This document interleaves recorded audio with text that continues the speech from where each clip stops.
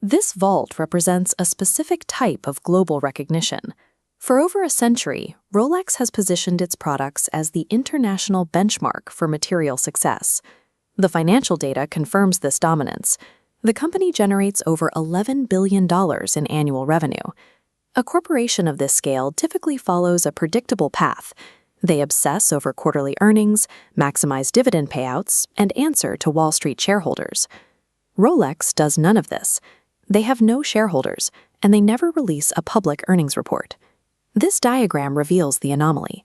By severing the traditional ties to the stock market, the entire $11 billion enterprise is owned by a single private charity. This creates a massive contradiction, a global leader in high-end goods that operates entirely outside the standard rules of modern business. The explanation begins with the founder, Hans Wilsdorf. Though his brand eventually defined the high-end market, Wilsdorf started with nothing. He was orphaned at 12 years old. Despite that start, by the 1940s, he had built a company that dominated the global watch industry. Then, in 1944, his wife Florence died. They had no children. Wilsdorf found himself the sole owner of a massive empire with no heir to carry it forward. He feared that after his death, outside investors would circle the company, break it into pieces, and sell them off for quick cash. He didn't design the modern Rolex structure as a financial strategy. He built it as a fortress to protect his legacy from corporate greed. Wilsdorf executed a radical solution. He transferred all his company's shares into a new private trust, the Hans Wilsdorf Foundation.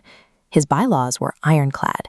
The company can never be sold, go public, and must exist forever. Rolex SA still operates as a for-profit entity. It manufactures watches and pays corporate taxes on its sales like any other business.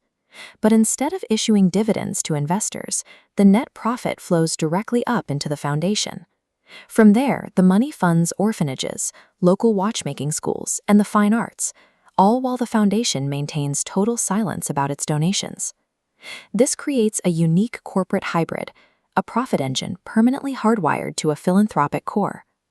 Public CEOs are often forced to make short-sighted decisions to satisfy the next 90 days of trading. Rolex is immune to that pressure. The trust structure grants them the luxury of time. They can plan in decades, ignore temporary market crashes, and hoard raw materials like gold and steel for years. Without investor interference, their engineers can spend 10 years perfecting a single mechanical movement before it ever reaches a customer. Rolex is untouchable because Wilsdorf built a structure that Wall Street money cannot buy or influence. This brings the focus back to the physical object, a $15,000 Submariner. On the surface, this watch is a high-precision tool and a mark of personal status. Beneath that surface, the purchase acts as a capital injection for a massive charitable trust. It is a high-margin capitalist product, uniquely powered by a non-profit soul.